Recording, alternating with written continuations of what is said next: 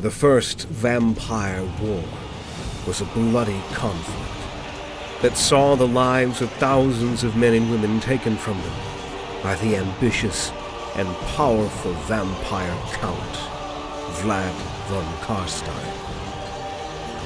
After long years of war between the Empire and the undead hordes, Vlad met his end at the siege of Altdorf, effectively marking the end of the First Vampire War. As the Empire reeled from the devastation wrought by the war, the land of Sylvania remained a dark and cursed place. The death of Vlad did not bring an end to the terror. Instead, it paved the way for another dark figure to rise to power.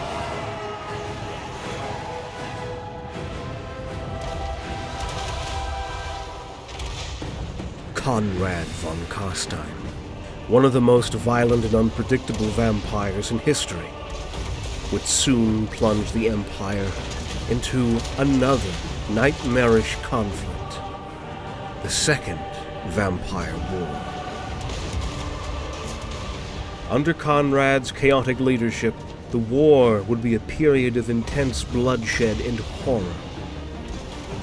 The Empire, still recovering from the scars of the First Vampire War, would once again face the nightmare of an undead horde.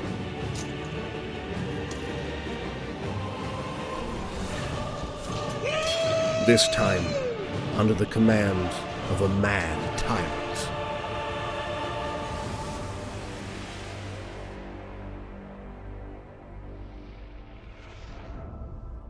Konrad von Carstein was not like his predecessor.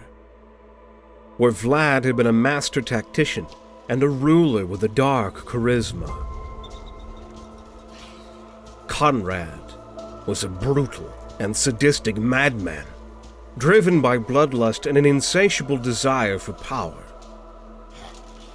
His erratic and tyrannical rule turned Sylvania into an even greater hellscape, where fear and chaos reigned supreme.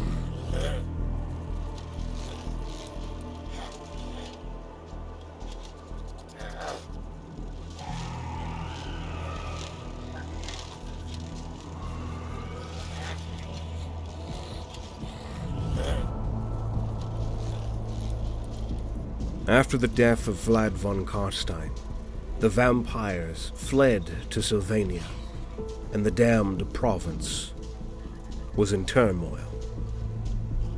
The power vacuum created by Vlad's demise sparked a brutal struggle among the vampire lords vying for control. This indirectly gave the Empire of Man a relative time of peace, a much-needed time for recovery. In Sylvania, 5 claimants emerged, each seeking to dominate the cursed land and assert their rule over the undead hordes. For more than 40 years after the end of the First Vampire War, the claimants to the throne of Sylvania would plot and make their bids to take the mantle of ruler. The 5 claimants to the throne of Sylvania were powerful vampire lords, each with their own followers and strongholds. They included Manfred von Carstein, a cunning and ambitious vampire. Manfred was perhaps the most intelligent of the claimants. He sought to continue Vlad's legacy through guile and dark sorcery.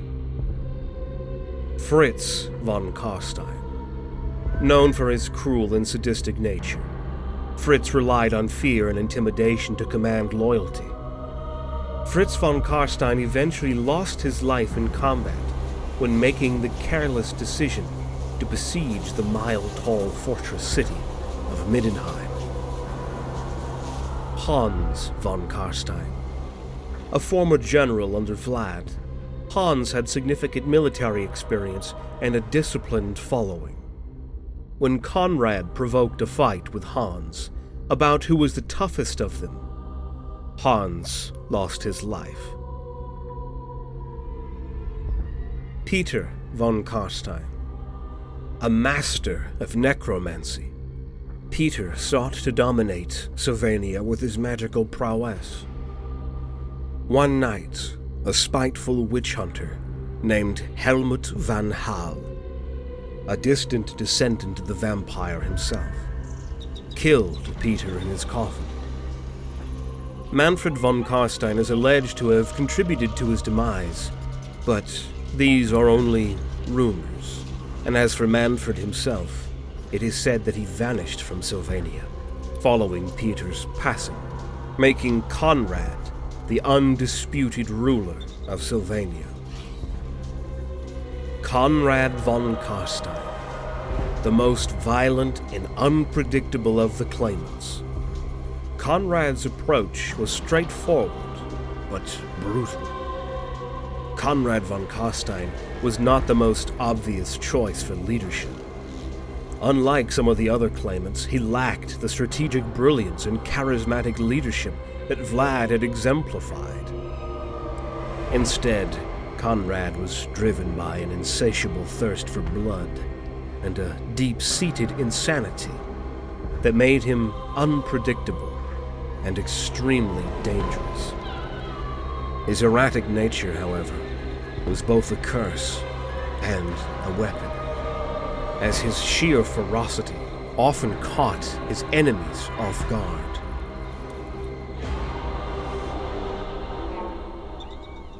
Unlike other vampires who retained some semblance of their humanity, Konrad embraced his monstrous nature completely. His insanity manifested in unpredictable and violent outbursts, making him as feared by his own followers as he was by his enemies. This madness was not without purpose. It drove Konrad to commit some of the most heinous acts imaginable. He derived pleasure from the suffering of others, reveling in the fear and despair he caused. Many affirm that the dungeons of Castle Drakenhof were constantly filled with prisoners who had seemingly committed no crimes, but were there just to be punished by Konrad, for no other reason at all.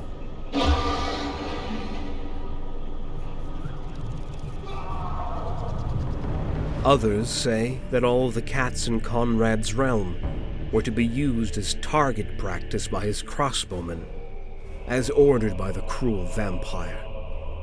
And he allegedly did this more than once. The vampire count had even ordered villages to be burned, just because he didn't like their smell. The peasants that lived there losing all of their possessions, some even losing their lives for it. But one of the grimmest examples of his insanity was when Konrad put his own mother on trial.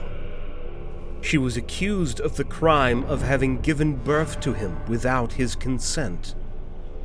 She was found guilty of her charges, and then sentenced to death by Konrad himself. He had her locked away in a tower, bricking up the entrance so that there was no escape, until she died of starvation. Despite his formidable combat prowess and unparalleled brutality, he possessed only rudimentary magical abilities. This weakness did not go unnoticed by the necromancers of Sylvania, who often made the fatal mistake of mocking his limited capacity for sorcery. In fits of rage to reassert his dominance, Konrad made a habit of brutally killing these necromancers. He saw their derision as a direct challenge to his authority, and responded with unmatched savagery, dispatching them in gruesome public executions.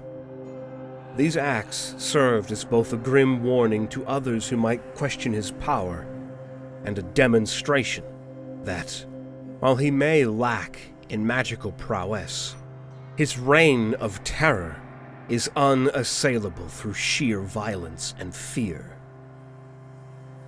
In this way, he managed to get the allegiance of many other necromancers that swore to serve him, most likely out of fear more than anything else.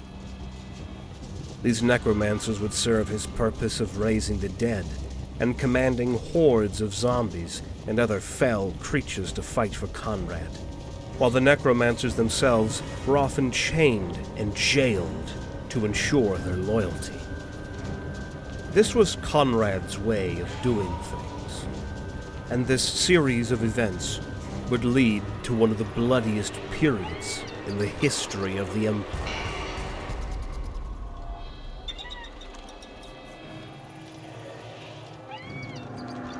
Konrad von Carstein's motivations for plunging the Empire into the chaos of the Second Vampire War were driven by insatiable bloodlust. Unlike Vlad, whose ambitions were rooted in a calculated vision of a vampire-ruled empire, Konrad's intentions were far more chaotic and driven by his madness.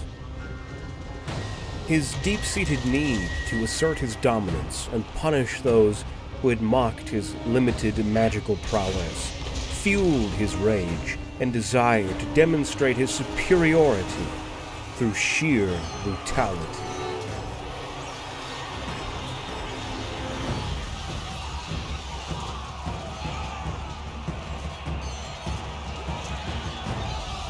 This campaign began with a series of brutal raids and assaults on the Empire's borders, designed to weaken and destabilize the regions surrounding Sylvania. His forces, comprised of undead legions and vampire thralls, swept across the Empire's frontier settlements with terrifying speed. Villages were razed, and their inhabitants either slaughtered, or worse, turned into undead minions.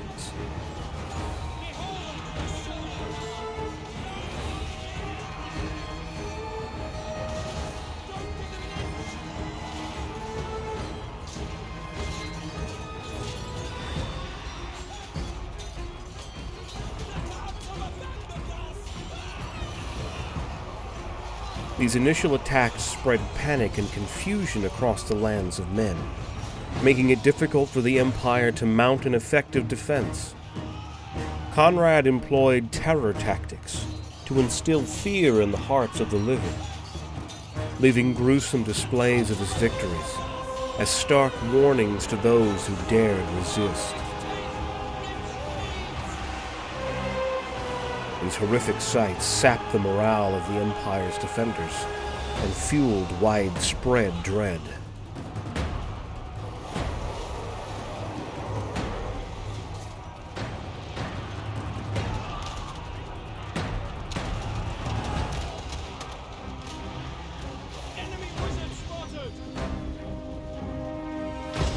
Eventually, Konrad was up against a formidable Averlander force at Kleiberstorm, who were supported by a sizable battery of long-range artillery.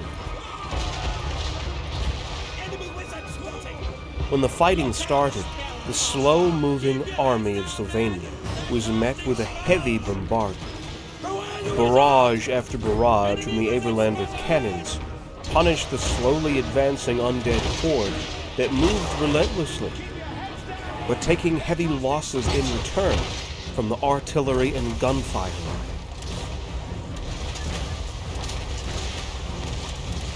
In desperation, Konrad threatened his necromancers to keep his undead army together and moving forward with their dark magic. After his imprisoned wizards agreed to accept his offer of riches and influence, they jointly let loose a scourging wind that hit the Averland army. The Imperial soldiers quickly began to feel as though phantom hands were taking their souls, as evil magic swept across their ranks. Panic began to spread, as more and more soldiers were killed by the unusually powerful wind. In that moment, Konrad realized that the time was right for an assault, and launched his elite group of Drakenhof Templars and Blood Knights into the battle. The Averland army crumbled and ran when confronted with the horrible undead threats and armored vampires.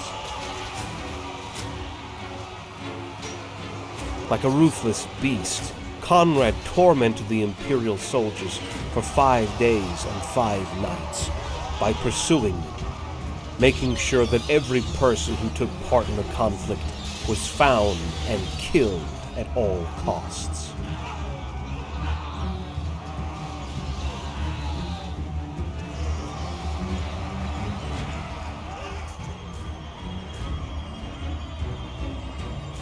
After his brutal battle against the Averlanders, Konrad turned his attention to another formidable foe, the dwarfs. This was against the advice of his few remaining counselors that dared to speak the truth to him. Yet the vampire count was eager for more blood and declared war on the dwarfs, attacking the outlying settlements near the mountain hold of Zhufbar. The dwarf king of the stronghold himself eventually assembled a sizable army to finally exact revenge on the vampire. Eager to avenge the killings and suffering they had endured under the senseless acts of Konrad.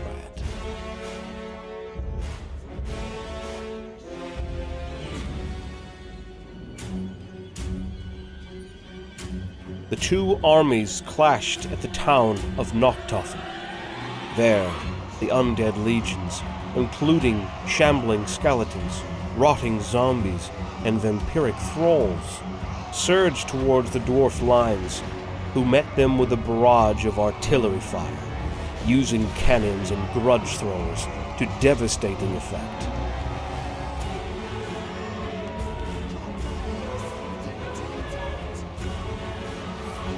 The initial wave of undead was almost completely destroyed, but Konrad, undeterred, pressed the attack directly towards the right flank with relentless ferocity until the undead hordes reached the dwarf lines.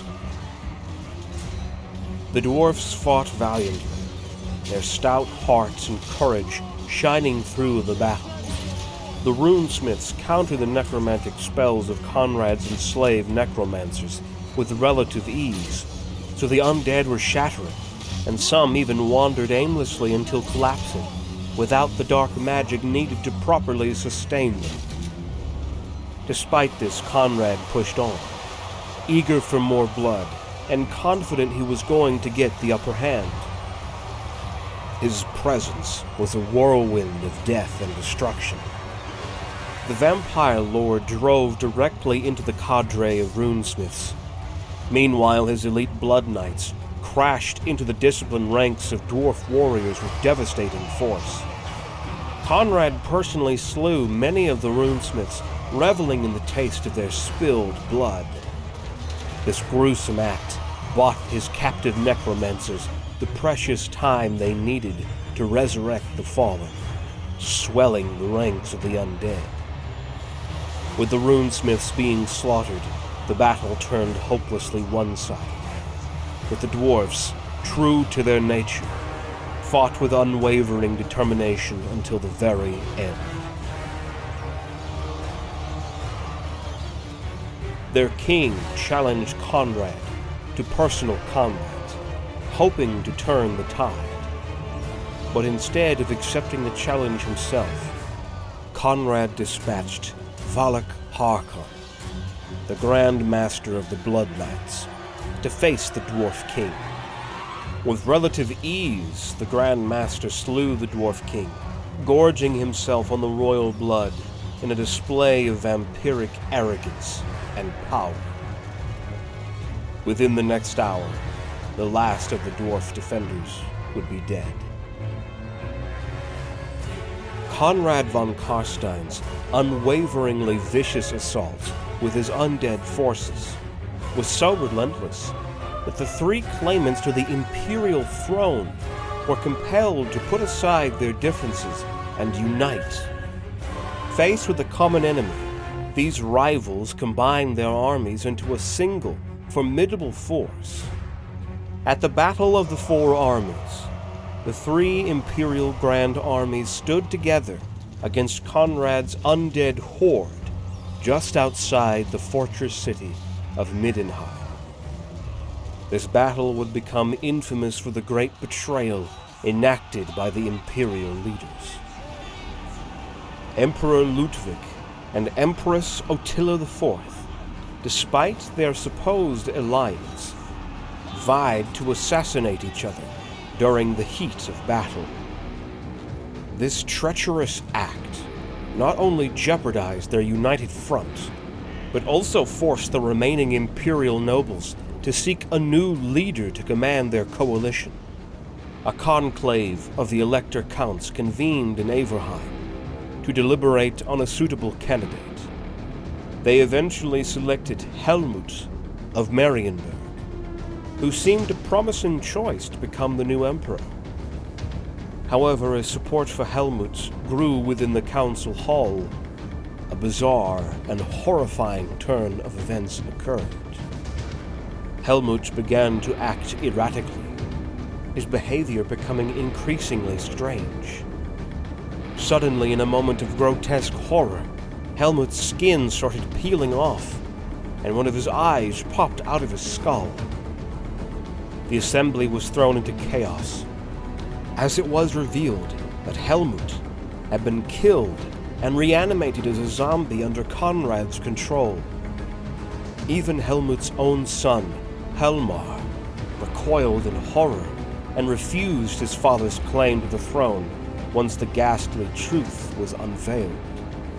This shocking event underscored Konrad's malevolent cunning and further plunged the empire into disarray.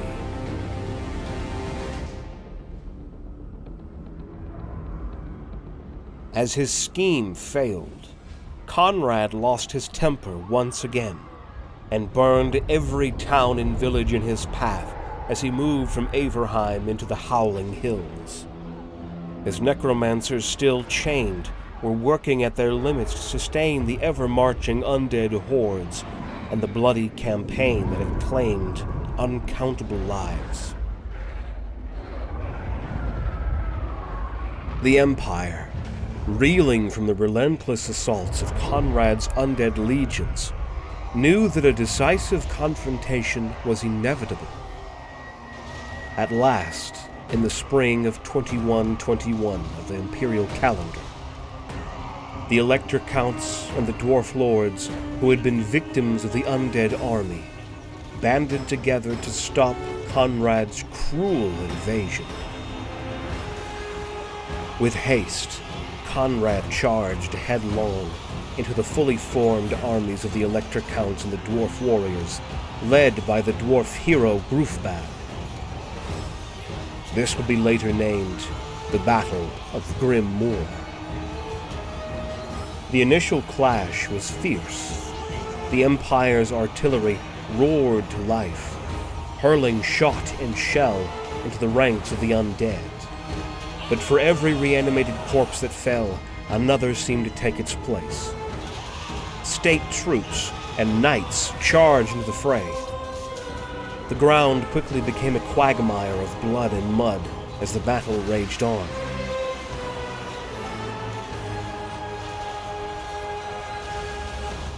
However, all of a sudden, something strange began to occur. The dark power that bonded the undead together seemed to falter, causing the regiments of undead to weaken, with many of them falling to the ground.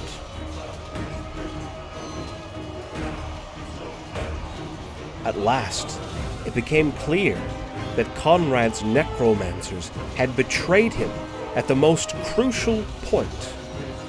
They had grown tired of his harsh and cruel leadership. The Blood Knights, as mighty as they were, departed the battlefield as well, when they realized the fight was lost. Konrad himself tried to hold together his remaining hordes of undead with his own necromantic powers, but the dark magic required to do so proved too much for his mind to bear. And in an instant, what remained of Konrad's sanity snapped. He was found later, murmuring to himself, wandering the forests aimlessly. Grufbad captured Konrad and held him down while the Elector Count Helmar impaled his father's killer with his rune fang. The Second Vampire War was finally at an end with Konrad's death. But soon enough, as history had shown us many times before, the Elector Counts would be fighting amongst themselves again. Konrad's reign was a period of sheer terror, but it also showed the courage of those who stood against him. We'd love to hear your thoughts on Konrad and the Second Vampire War. Share your favorite moments or any questions you have in the comments below. In the next installment of the series, we will go through Manfred von Carstein, the one responsible for the third and final Vampire War. We hope you are enjoying the series, and we thank you for watching.